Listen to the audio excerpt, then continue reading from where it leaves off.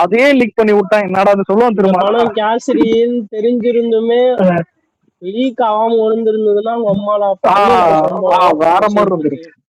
முதல்ல நீங்களே ஒரு தடவைக்கு 4 தடவை புக் பண்ணிட்டு பேச்ச பாரு. நான் 2 வாட்டி பார்த்தேன். 3வது வாட்டி வந்து ஃப்ரெண்டு கிட்ட கேட்டேன். இப்படிலாம் பார்த்தா அந்த படம் கலெக்ஷன் ஆதானே செய்யும். இல்ல நான் வந்து ஃபர்ஸ்ட் வாட்டி 3 வாட்டி ஃபர்ஸ்ட் நாள் இல்ல இது வரைக்கும் விஜய் இல்ல தியேட்டர்ல ஒரு மாதிரி இல்ல ஒரு நிமிஷம் தியேட்டர்ல விஜய் படம் ஒரே ஒரு வாட்டி பார்த்ததான் அது புலி மட்டும் தான்.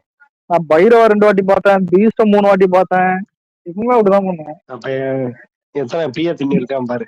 டேய் பரவாயில்ல, பைரவா பரவாயில்ல, பீஸ்ட் பரவாயில்ல, புலி வந்து ஏத்துப்பேன். புலி ரொம்ப அது நல்லா இல்ல, அதை ஒத்துக்கிறேன். அதாவது இல்ல பாதியாவது நல்லா இருக்கணும் படம், புரியுதா? அதான் பாதியாவது நல்லா இருக்கணும் படம். அதாவது மீதிதான் பாதி கூட நல்லா இல்லைன்னா அது இதுதான். நான் வந்து ஜிபி வந்து 3 தடவை பார்த்தேன். ஏன்டா இல்லதான் நீயும் இத பண்றதான். முதல்ல ஒண்ணு சொல்லிட்டா, இது தப்பு கிடையாது. ஏன்னா டையாக்ட் பண்ணா அப்படிதான் இருக்கும். இது எப்படி இருக்குதுன்னா, ஏன்னா ஒரு அணில் கிட்ட போயிட்டு நீ எதுக்கு 3 வாட்டி பீஸ்ட பாக்குற, எதுக்கு இதெல்லாம் பண்றேன்னு கேட்டா, ஏன்னா அவன் அணில். ஒரு ஆமை கிட்ட போய் ஏன் விவேகத்தை நீ 2 வாட்டி பாக்கலாம், உனக்கு அந்த உரிமை இருக்குது. ஆனா மத்தவங்க கிட்ட சொல்ல கூடாது, புரியுதா? ஆமா இல்ல மத்தவங்க கிட்ட சொல்ல இல்ல பிளாப் ஆனாலும் 2-3 வாட்டி பார்த்ததான் அது ஃபேன், அது டையாட். ஆனா இப்ப சொன்னா சிரிப்பானுங்க. ஏன்னா இப்ப வேற ஜெனரேஷன் மாறிடுச்சு. இப்பெல்லாம் நல்லா ஏன் சூர்யா படமே நல்லா இருந்தாதான் தியேட்டர் போவாங்க. அதான் தனுஷ் படமும் ஆமாமா. இப்ப நீ தனுஷ் படம் எடுத்துக்க, கரெல்லாம் வந்ததுன்னு தெரியல. யாரெல்லாம் இப்போ விஜய் அஜித் தான் இந்த பைத்தியக்கார ஃபேன் பேஸ்னு ஒண்ணு இருக்கும். அதுக்கடுத்து எல்லாருக்குமே நல்லா இருந்தா பாப்பானுங்க. விஜய் அஜித்தோட இந்த ரைவல்ரிய கண்டிப்பா கன்ஃபார்மா முடியும்டா. அதாவது சொல்லுவானுங்க எம்ஜிஆர், சிவாஜி, ரஜினி, கமல், விஜய் அஜித். எம்ஜிஆருக்கு அப்புறம் யாரு, ரஜினிக்கு அப்புறம் யாரு விஜய் அஜித்துக்கு அப்புறம் இந்த ரைவல்ரியே இருக்காதுடா. இல்ல அது அவள்தான். என்டர்டைன்மெண்ட்னா வெறும் சினிமா மட்டும்தான். இப்ப அப்படி இல்ல, அவனுக்கு 1008 என்டர்டைன்மெண்ட். அவனுக்கு இதுதான் நானும் சொல்லுவேன். சினிமா தாண்டி நிறைய பாப்பான் அவன். சினிமா மாறுது இல்ல, இப்ப ஒண்ணும் இல்ல. சரி தெரியாம கேக்குறேன், சின்ன நம்ம இந்த ஜெனரேஷன்ல பிறந்திருந்தா இப்போ நான் விஜய்க்கு ரொம்ப டையாட்டா கத்திக்கிட்டு ஸ்கூல்ல ஃப்ரெண்ட்ஸு கிட்ட சண்டை போட்டு, காலேஜ்ல போட்டு, எங்க சோசியல் மீடியால எப்ப பார்த்தாலும் சண்டை போட்டு இந்த மாதிரி இருப்போம்மா, இருக்க மாட்டானுங்க. அப்படியே வேற புரியுதா, லைட்டா போயிடுவானுங்க. இப்ப பீஸ்ட் ஃபிளாப்னா ஃபிளாப் பார்க்க மாட்டேன்னு போயிடுவானுங்க. இப்ப இருக்கிற ஜெனரேஷன் அப்படிதான் இருக்கானுங்க. இந்த மூதவி இருக்கேதான் இவனுங்களா அஜித் தான் அப்படிதான் போயிருப்பானுங்க. ஆனா இயர்லி 2K 90s இருந்து விஜய் அஜித்தை பார்த்தனால அப்ப இருந்த காலகட்டம் வேற. அதான் இப்ப ஏன் தெரியாம விஜய் எப்படி சிஎம் ஆனாரு? ஏன்னா சிஎம் முதல்ல தெரியாம கேக்குற, சிஎம் ஆகிற அளவுக்கு ஒருத்தர் கனெக்ட் ஆகுறாருன்னா அது இந்த ஜெனரேஷன்ல இருந்து நடிச்சு ஒண்ணும் புடுங்க முடியாது. அந்த ஜெனரேஷன்ல இருந்து அதான் எல்லாரும் மக்கள் புடிச்சாதான் புடுங்க முடியும்.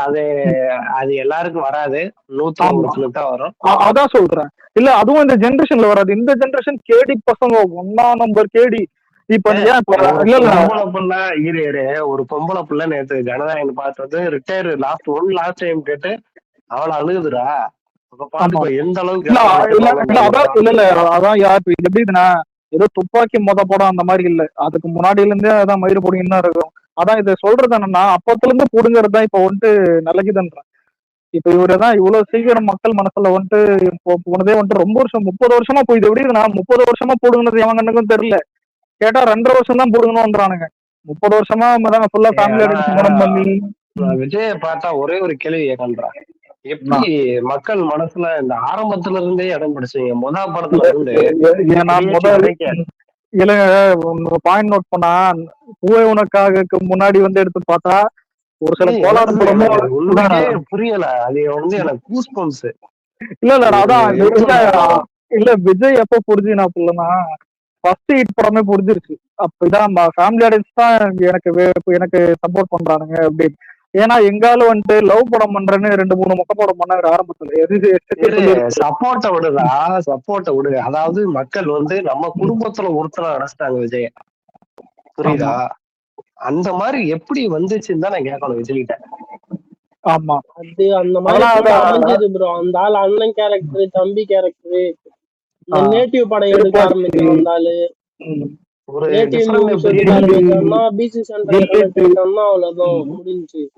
திருப்பாச்சி அதிகமா குடும்ப படம் நடிக்கணும். இன்னொன்னு எல்லாராலையும் முடியாது. இது எப்படிக்குதுன்னா சிவகார்த்திகேயன் குடும்ப படம் நடிக்கும் போது அடுத்த விஜய் நானுங்க. இப்ப எங்க சிவகார்த்திகேயன்ற மாதிரிதான் இருக்குது. எல்லாரும் வளர முடியாது, எல்லாருமே ஒரு நீ நீ அவளை போகாத.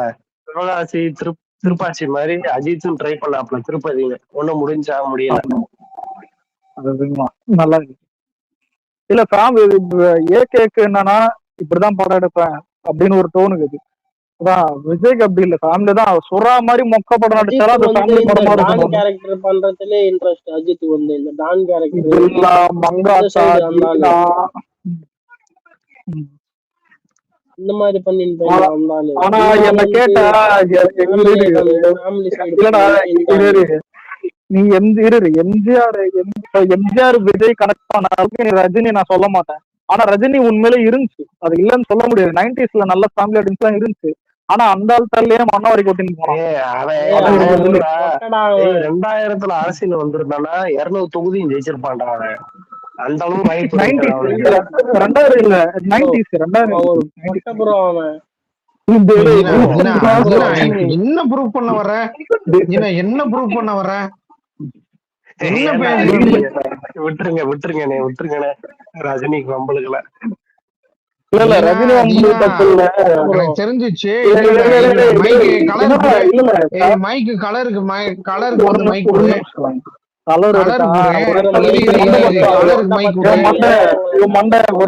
ஒரு நிமிஷம் இரு மண்டை. இல்ல நான் பேசிட்டு வரேன். மண்டை ப்ரோ, ஒரு நிமிஷம் மண்டை பத்திரம். அந்த மண்டன்னு கூப்பிடுறது எனக்கு சிரிப்பு வருதியா? பேர் வேற மண்டை பத்திரம் வச்சு வந்துடுறேன். இல்ல கலர் இல்ல ரஜினி மேல கான் இருக்கு. ஆனா கொஞ்சம் டீசெண்டா பேசு. அதான் ஒண்ணும் இல்லடா. இப்ப 90s இப்ப சரி, இப்ப தெரியாம கேக்குறேன். நம்மளாவது தனியா வந்து உனக்கு பில் பண்றதுக்கு 2.5 வருஷம் சரி கஷ்டப்படும்ல. அந்த ஆளு ரஜினிக்கு அது பண்ணல. என்ன தெரியுமா, அதை ஃபார்ம் பண்ணி எடுத்துட்டு உட்கார வைக்கிற அளவுக்கு போயிட்டானுங்க. உண்மையிலே இருந்தாலும் இது ஒண்ணும் இல்லடா, ஓகே சொல்லிட்டு போய் உட்காரலாம் தெரியுமா. ஒண்ணும் இல்ல, ஸ்ட்ரைட்டா உனக்கு அந்த ஃபார்ம் அமைக்க தேவையில்லை. ஆல்ரெடி உன்னை இப்போ ரஜினி கிட்ட வந்து சொன்னாங்க, நான் சிஎம்மா உன்னை உட்கார வைக்கிறேன். இந்த ஆளு ஒண்ணும் இல்லை, உனக்கு உடனடியா இருந்துக்குன்னு பயந்துட்டு. ஏன்னா சிஎம் நிறைய பயம் இருக்கும். ஏன்னா அப்பதானே நிறைய அங்க பிஎம் எல்லாம் சாவுவாங்க. அந்த பாம்பு இது நிறைய விஷயம் இருக்கும். உயிருக்கு பயம் இது ஒண்ணு. அரசியலுக்கு பயந்து தொடர்ந்து மாதிரி ஓடனாண்டா ரஜினி. அப்ப இந்த ஆனா இப்போ வரைக்கும் வந்து அப்ப கிட்னி வலிக்குன்ட்டாப்ல. இது வேற கிட்னி சரியில்லை இதேதாயா? இல்ல எனக்கு என்ன தெரியுமா, சரிடா இல்ல அப்படின்னா இது கூட விட்டுரு. இப்ப நடுவுல அரசியலுக்கு வரன்னு 2019 வந்தானே, அப்போ உடம்பு சரியில்லைன்னு போயிட்டு அண்ணாத்த ஷூட்டிங் போறான்டா. அதான் சொல்றேன், இவனுக்கு உடம்பு சரியில்லைன்னா இல்ல சார், இவனுக்கு வந்துட்டு அதான் தைரியம் இல்லை. ஓப்பனா அது சத்தியமா தைரியம் இல்லை. ஆனா அந்த தைரியம் ஆனா வாழ்க்கையில இல்ல. சரி இப்ப தீனா தெரியாம கேக்குறா, எங்களுக்கு என்ன ஓட்டல, குடும்பத்துல இருந்து பொண்டாட்டில இருந்து பையன்ல இருந்து எல்லாம் ஓட்டதான் செய்வானுங்க. அது அப்பதானே அரசியலுக்கு வரல. அவனுக்கு அவ்வளவு தைரியம் இல்ல. அதெல்லாம் சொல்றேன். இல்ல அதான் தைரியம் இல்லைன்ட்டு போயிட்டான். ஆனா இவனு என்ன பண்ணுவானுங்க, நாங்கெல்லாம் அப்படியே விட்டோம். உன்னையும் விட்டு விட சொன்னா இந்த பர்த்தியூர்ல கேட்பானு அந்த மாதிரிதான் இருந்ததுதான். உன்னையாரா சொன்னா, நீ வர வேண்டியதுதானே 90s. அவன் நிறைய ஆளுங்கட்சிக்காரங்க அப்ப மிரட்டிட்டானுங்க. ஆமா இல்ல மிரட்டுறது உண்மைதானா. ஆனா இப்ப ஒண்ணும் இல்ல, அப்பதான் ஜெயலலிதா பில்டே ஆகுது. உண்மையிலே அந்தாலும் வர்றதுக்கு ரொம்ப பெரிய இதெல்லாம் இல்லைங்க, லைட்டா தைரியம் வந்துடலாம். ஏன் இப்ப எங்கால மட்டும் இருந்தா இதுவா இருக்குமா, பொண்டாட்டி அசிங்கப்படுத்துவாங்க, இது பண்ணுவானுங்க, குடும்பத்தை திட்டுவானுங்க. ஏன் கரூர் என்னன்னா இதெல்லாம் நினைச்சு பார்த்தா வாழ முடியாது. அதான் சாதிக்கணும்னா இருந்தா ஆகணும். ஆனா இந்த ஆளுக்கு இருக்கான் பாத்தியா, ஓப்பனா சொல்றேன். இல்ல தீனா இப்ப நீ இருக்க கரூர் ரஜினிக்கு நடந்திருந்தா என்ன இருக்கும். ஆனா இதாவது பரவாயில்ல, கரூர் எங்களுக்கு மக்கள் சப்போர்ட் பண்ணானுங்க. ரஜினிக்கு நடந்தா சத்தியமா அவன் தான் சொல்லுவாங்க. விஜய்க்கு சொல்ல உண்மையில மக்கள், ரஜினிக்கு நடந்திருந்தா கரூர்ல சத்தியமா அவந்துருவானுங்க. ரஜினி ஒரு பாட்டிகள் கேரக்டர் தான் முக்கியம், புரியுதா. எங்க கேரக்டர் நம்பினானுங்க. இப்ப ஒண்ணும் இல்ல, இப்ப ஒரு எக்ஸாம்பிள் சொல்றேன். ரஜினி ஒரு கூட்டம், அந்த கூட்டத்துல இந்த மாதிரி ஒரு கரூர் மாதிரிலாம் ஒரு 3 பேர் இறந்துட்டாங்க, தெரியாத ஒரு இன்சிடென்ட் ஆகுதுன்னு சும்மா சொல்றேன். அப்படி ஆகக்கூடாது. ஆனா அப்படி ஆச்சுன்னா ரஜினி இந்தியாவே போட்டு போடுவோம். ஆனா நம்மளுக்கு கொஞ்சம் அதான் சொல்றேன், நம்மளுக்கு மைக் கேவலமா இருக்கு.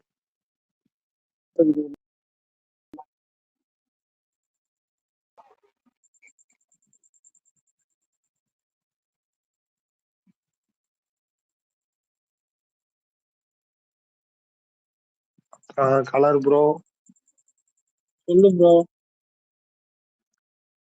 என்ன ப்ரோ வேட்ட பேசிக்கிட்டே இருக்கா, என்ன செய்யலாம்?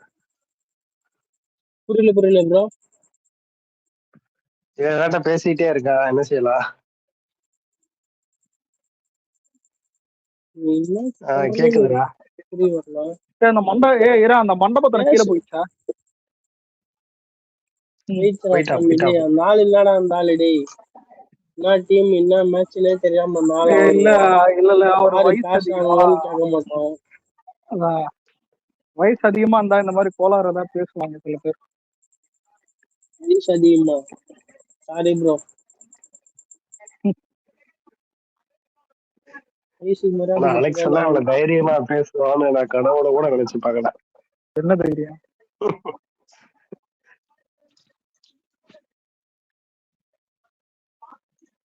கேக்குதா? சொல்லு, வைக்கப்படாத, ஏதாவது வாய் வரைக்கும் வந்துச்சு. என்னதான் சொல்ல, கீழே இவ்வளவு பேர் இருக்கானுங்க, இப்ப சொன்னா கடிச்சு குதறிடுவானுங்க அப்படின்னு. அப்படி இல்ல, அதான் சொல்றேன். இல்லதான் கேரக்டர் ரொம்ப முக்கியம். இன்னைக்குதான் இப்ப எங்க அண்ணா இவ்வளவு பேர் சிஎம் ஆயிருக்காருன்னா கேரக்டர் தான். நம்பிக்கை தான் சிஎம் ஆக்குவானுங்க. காசு இருந்தா வேணா இல்லன்னா. எவ்வளவு பேசுற நீ எல்லாம் போஸ்டிங் வாங்க. புரியல. போஸ்டிங் வாங்கடா ஏதாவது டிவிக்கு. இல்ல ஹைட் நம்மளால ஹைட் இல்ல இருக்கேன், போஸ்டிங்ல இருக்கேன். இப்போ ஒண்ணு சொல்லிட்டா, இப்போ ஆஃப்லைன்ல உழைக்கிற மாதிரி நீ ஒரு ஐடியா இருந்தா நீ கண்டிப்பா ஆஃப்லைன் போஸ்டிங் யாராவது போய் கேட்கலாம். இப்போ வேற யாராவது கூட கேட்கலாம். நம்மளுக்கு ஆன்லைன்ல தான் இது பண்ண முடியும். இன்னொன்னு கொஞ்சம் ஆஃப்லைன்ல கூட கொஞ்சம் பண்ணலாம்னா அதான் அதுக்கேற்ற மாதிரி தான் கேட்க முடியும். ஒன்றும் இல்லை, உனக்கு இப்போ ஒரு வில்லிங் பவர் இருக்குது, நீ வந்துட்டு ஒரு வார்டுல வந்துட்டு நீ வந்துட்டு உன்னுடைய நல்லது பண்றீங்கன்னா நீ போய் கேட்கலாம் போஸ்டிங். இதுவெல்லாம் யாரு வேணா என்ன போஸ்டிங் வேணா கேட்கலாம். ஆனா நம்மளால என்ன இது பண்ண? நீ கேள்றா, உனக்கு எப்படியாவது அடுத்த எலெக்ஷன்ல ஒரு எம்எல்ஏ சீட்டாவது வாங்கிக்கிறேன். வா அதான் இப்போ நான் எம்எல்ஏ, கலர் மினிஸ்டர், அதான் அதுக்கடுத்து வா மொத்தம் எத்தனை பேர் இருக்கானுங்க எல்லாரும் ஒரு கவுன்சிலர் ஆக்கி விட்டுரு. நீ கவுன்சிலரு, நாடு உருப்பிட்டுரும். நீ என்ன பண்ண நல்லா தெரியும். சூர்யா 10க்கு பண்ணுவான். சூர்யா படத்தை ரிலீஸ் ஆக மாட்டேன், அதான் சொல்றேன். ஆனா கலர நம்ம அண்ணன் இடத்துல வேற யாராவது இருந்தா ஜெயில விட்டு ஒரு ரிலீஸ் பண்ண விடுவான்னு நினைக்கிறேன். சத்தியமா போதும், நீ வல்லாளுக்கு சண்டை போட்டது போதும். ஏதாவது பதவி ஏதாவது கேளு. இல்ல ஐயா, டெவலப் ஆகுறதெல்லாம் நம்ம இல்ல, நம்ம கிட்ட ஐடியா இதெல்லாம் இருக்கும், நம்ம பாத்துக்கலாம். ஆனா முதல்ல ஒண்ணு சொல்றேன், எம்எல்ஏவும் அது ஈஸி கிடையாது. நீங்க எல்லாரும் இப்படி என்னன்னா எல்லாருமே எம்எல்ஏ ஆனாலும் உங்களுக்கு அது ஃபீல் ஆகுறது ஒரு இதுவும் தெரியுது. ஏன்னா புதுசா இருக்கு. இப்ப இருக்கிறவங்க என்ன செலவழிச்சாங்கன்னு நினைக்கிறேன், நீங்க ஒண்ணுமே பண்ணல. இல்ல அதான் சொல்றேன், சிம்பிளுக்காக தான் ஜெயிச்சாங்க. ஆனா ஜெயிச்சவங்க எல்லாம் ஒழுங்கா இல்ல விசுவாசமா இருக்குன்னு தான் போதும். இது எப்படி நான் ஸ்டார்டிங் புஷியானது எல்லாரும் கலாச்சாங்க, ஆனா இன்னைக்கு விசுவாசமா இருக்காங்களா இல்லையா அதான் பார்ப்பாங்க. சரி பண்ணி தீனா நீ இருக்கிற, நீதான் சீஃப் மினிஸ்டர், விசுவாசமான ஆளை பக்கத்துல வச்சுக்கியா இல்ல புத்திசாலியான ஆளை வச்சுக்கியா? விசுவாசமான ஆள் தான் வச்சு போனாங்க யாரா இருந்தாலும். இவங்கிட்ட புத்திசாலி வாங்கி நான் என்ன புடுங்க இருக்கு? விசுவாசமா ரொம்ப முக்கியம். இல்ல 2 பேரையும் வச்சுக்கணும். அந்த மாதிரிதான் கட்சியிலயும் இருக்காங்க. இப்பதான் இன்டெலிஜென்ஸா படிச்சவங்களும் இருக்காங்க, படிக்காதவங்களும் கூட இருந்தவங்களும் இருக்காங்க. ரெண்டும் மிக்ஸ்டு தான் இருக்குது. ஆனா ஃப்ராடு காரனை வச்சு போடாதுன்னு தான் இங்க ஒரு இதுவாகுது. திமுக அதிகமா இந்த ஊழல் பண்ணதான் இருப்பானுங்கல்ல, இந்த மாதிரி எங்க கட்சியிலேயே. ஆனா எங்க கட்சியில பயந்தது என்னன்னா எல்லாரையும் சேர்த்துட்டு இருக்கோம். போற இடத்துல ஃபுல்லா சொல்றானுங்க ஊழல் அறிமுகப்படுத்தி வச்சதே டிஎம்கே தான், அதெல்லாம் டவுட் இல்லையா. முதல்லதான் எங்க ஆளு வந்தது காரணமே வந்துட்டு என்ன கேட்டா 2 விஷயம். ஒண்ணுதான் இவரு எல்லாம் தெரியும், இவர் எல்லாரையும் நம்புறாங்க. 2வது டிஎம்கே ரொம்ப கேடுகட்ட கட்சி இருக்கிறதுல. ஓப்பனா சொன்னா ஜெயலலிதா சாகாம இருந்திருந்தா அது வேற ஏதாவது எலெக்ஷன் ரிசல்ட் வேற மாதிரி இருந்திருக்கும், ரொம்ப பெரிய டஃபா இருந்திருக்கும். எங்க ஆள் எதிர்கட்சியா இருப்பாரு, இல்ல வந்துட்டு ஜெயிக்கிறதே ரொம்ப கஷ்டமா இருந்திருக்கும். ஆனா ஜெயிச்சிருக்கலாம் இல்ல ஏதோ ஒண்ணு. ஆனா ஆளுங்க அந்த சின்னத்தை மதிக்கல, பத்தியா ஆளத்தான் மதிக்கிறானுங்க. அதான் சொல்றேன். இல்ல இது எப்படி இருக்குதுன்னா, பெரிய முகமா அந்த ஜெயலலிதாவும் இல்ல, ஏன் அம்மா லேப்டாப்ல இருந்து அம்மா உணவகத்துல இருந்து எவ்வளவு பெருசா கொண்டு வந்த அவங்களும் இல்ல. கலைஞர்லாம் என்ன பண்ணானுன்னு தெரியல. நீ ஏதாவது டிஎம்கே வந்தா கூட சொல்லு, ஏதாவது இருந்தா தப்பா இருக்க மாட்டேன். டிவி கொடுத்தாடுறேன், டிவி கொடுத்தானே புரியல. அந்த டிவி கொடுத்தா தோத்து போனாருடா. கலைஞர் டிவி பாத்திருக்கேன். இல்ல நான் But yeah, we have to wait and watch what Thalapathy is going to do. இல்ல அவர் வந்து நிச்சயமா வந்துட்டு ஒரு இவங்க எல்லாம் எப்படி தெரியுமா, ஓக்கலி வீர வசனம் பேசுறவங்க இருக்காங்கல்ல, எல்லா இஷ்யூக்கும் பேசிடணும், இது பண்ணிடணும், டக்கு டக்குன்னு எமோட்டாவிடணும், இது பண்ணிடணும் அப்படிங்கிறது தான் ஒரு இதா இருக்கு. டீலிமிட்டேஷன்ஸுக்கு பேப்பர் ஏறிச்சாரு ஸ்டாலின். இன்னைக்கு டீலிமிட்டேஷன்ஸ்ல உங்க நிலைப்பாடு என்னன்னு கேட்டோம்னா யோசிச்சு தான் சொல்ல முடியுமாங்க.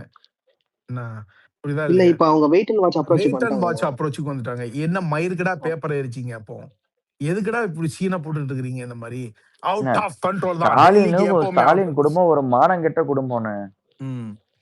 அப்ப இவர் நம்மால் வந்து பார்த்தேன்னு சொல்ற அன்னைக்கு எல்லா விஷயத்துக்கும் உடனடியா இம்மிடியேட்டா நான் கருத்து சொல்லணும், பொங்கி எழும்பணும் அப்படிங்கிற ஒரு ஆள் கிடையாது. சென்சிட்டிவான சில விஷயங்கள்ல சரி ஓகே, பொலிட்டிக்கலி நம்மளுக்கு வந்து ஒரு நல்ல இது இருக்குதா, சேனல்ஸ் இருக்குதா, அமிக்கபுல்லா ரிசால்வ் பண்ண பார்ப்போம். ஓகே, இப்போ வந்து இப்ப காங்கிரஸ் வந்து நம்மளுக்கு கூட்டணி கட்சி தானே, நம்ம இவர் ஸ்டைல்ல இவர் ஒரு எஃபோர்ட் எடுத்து பார்க்கட்டும். அது இல்ல, அவங்க கேட்கல அப்படின்னு சொன்னா அடுத்தது சட்ட போராட்டம், சுப்ரீம் கோர்ட்டுக்கு போய் ஸ்டே ஆர்டர் வாங்குறது, தண்ணியை மீட் எடுக்கிறது, இதுதான் நம்ம பண்ண போறோம். இன்னைக்கு செங்கோட்டையன் என்ன சொல்லியிருக்காரு, மேகதாதுவில் ஒரு செங்கலை கூட நீங்க நட்டு வைக்க முடியாதுன்னு தான் சொல்லியிருக்காரு. எங்க நம்ம வந்து நம்மளுடைய மாநிலத்துடைய வாயை திறந்து பேசுங்க, அது திறந்து பேசுங்க, பேசி யாரு ஸ்டாலின் சொல்றாரு, பேசி நீ என்னத்தையா சாதிச்ச, நீ என்னத்தை சாதிச்ச, நீ வந்து எல்லா விஷயத்துக்கும் டீலிமிட்டேஷன்ஸ் பேப்பரை எரிச்சியே இன்னைக்கு திடகாத்தமா தீர்க்கமா சொல்ல முடியுமா?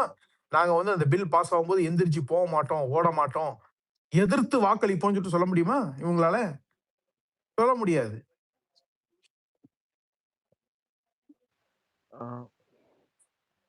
இவங்க அந்த பொலிட்டிக்கல் ஸ்டண்ட் மட்டும் பண்ணி அரசியல் நடத்தலாம்னு பாத்துட்டு ஆமா, இருக்காங்க. அவ்வளவுதான். அவங்களுக்கு என்ன, அவங்களுக்கு வந்துட்டு என்னன்னு கேட்டா இன்னைக்கு ஊழல், கரப்ஷனு, மிஸ்மேனேஜ்மெண்ட், இது அப்போ அவங்களுடைய குறுநில மன்னர்கள் செய்யக்கூடிய ஒரு அராஜகங்கள், அட்டூழியங்கள், இதை பத்திலாம் அவங்களுக்கு எந்த கவலையுமே இல்லை.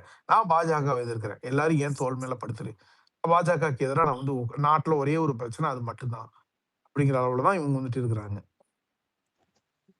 ஹலோ, அது சொல்லுங்க சாரி, ஆக்சுவலி இது என்னங்க, இந்த ஸ்பேஸோட கண்டென்ட் ஆக்சுவலி என்ன, ரெகுலரா நடத்துறீங்களா? இதோட ஸ்பேஸ் என்ன? இல்ல அப்படிலாம் இல்லை.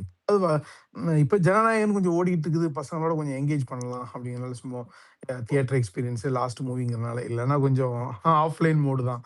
ரொம்ப பெருசா ஆக்டிவா இல்லையே சமீபத்துல. ரேவந்த் விஎஃப்என் தான் நீங்க ஆக்டிவா கொண்டு வரணும். விக்னேஷ் ப்ரோ எதை பண்ணீங்கன்னா நம்மளும் அந்த யூடியூப்ல எல்லாம் போட்டு எல்லாம் பண்ணலாம் இல்லையா? சும்மா ஆல்ரெடி யூடியூப்ல ஓடிட்டு இருக்கு ப்ரோ. டிஎம்கே காரன் தான் ஓடிட்டு இருக்கானுங்க நம்ம ஸ்பேஸ் எல்லாம். டைம் பாஸ் ஒன்று பண்றாங்க இல்லையா, ரெகுலரா பண்றாங்க, ரெகுலரா அப்லோட் பண்றாங்க, அந்த மாதிரி பண்ணலாம்ல.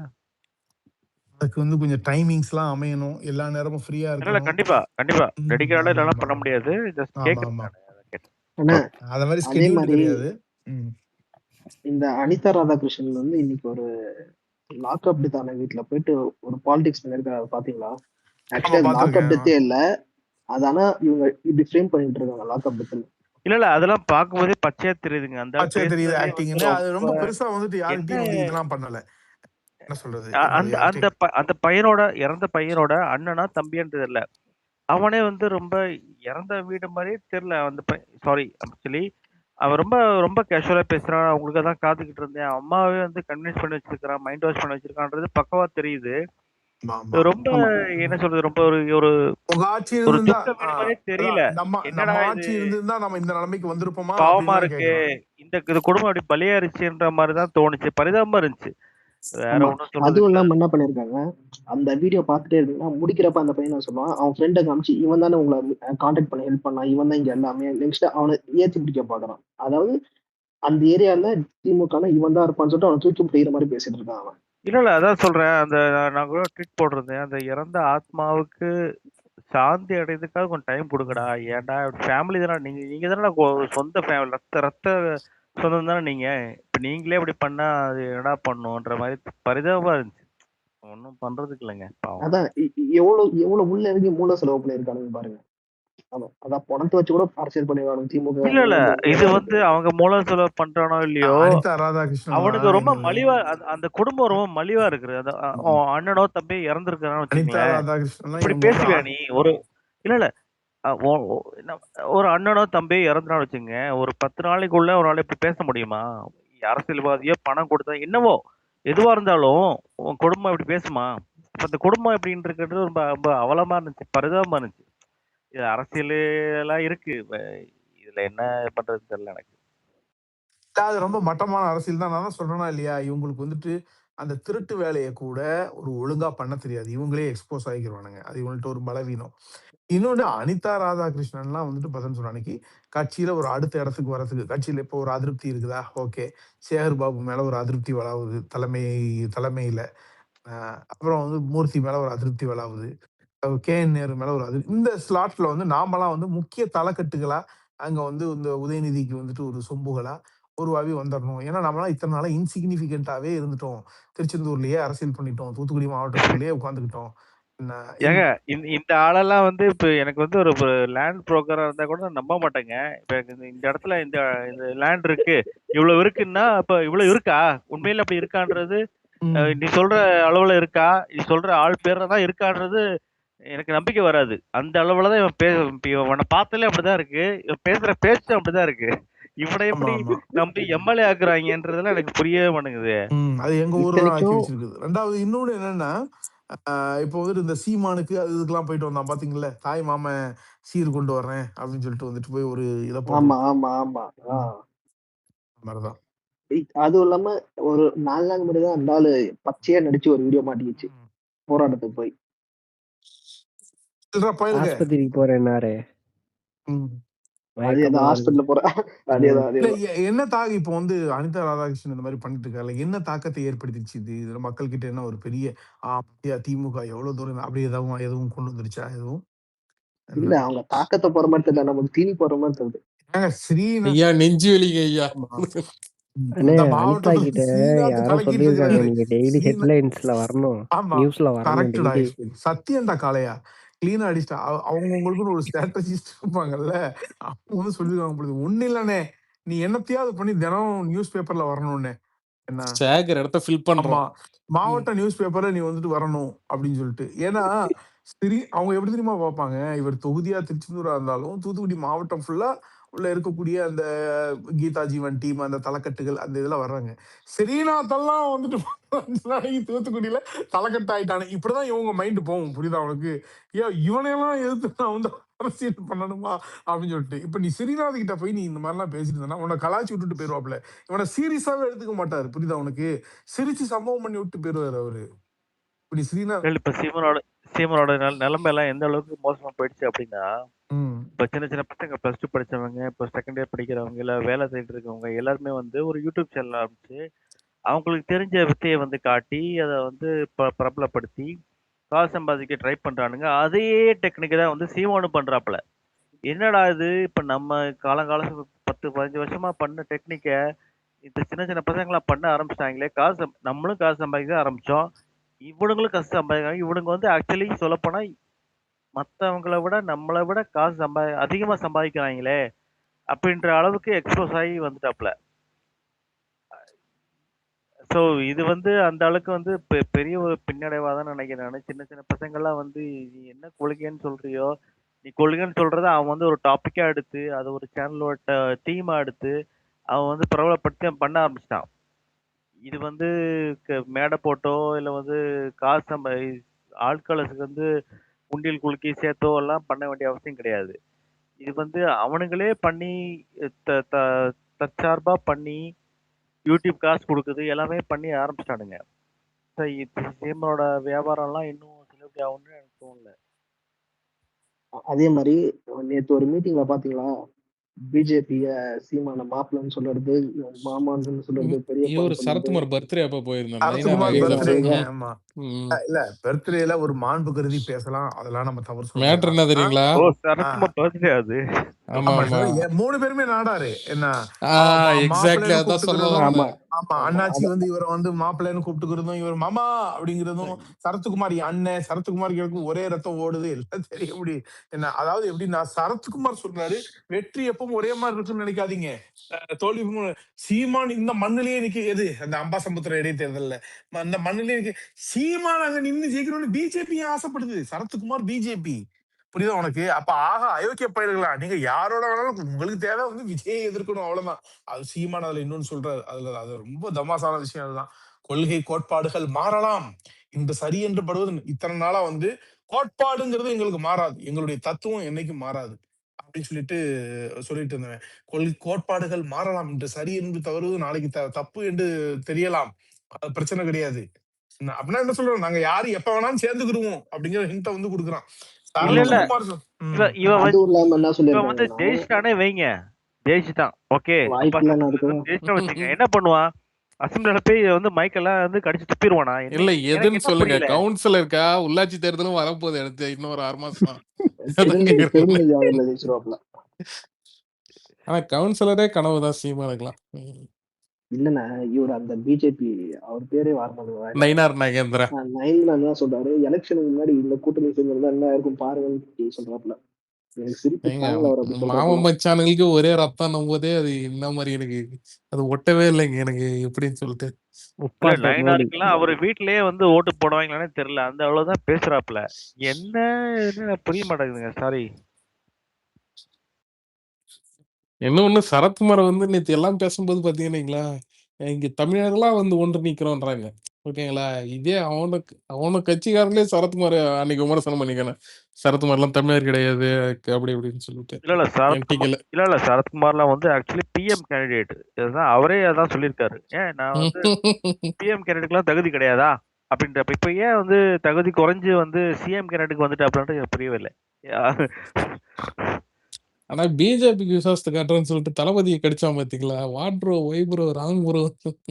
அது யாரு தாங்க கடிக்கல, யாருதான் அடி வாங்கல.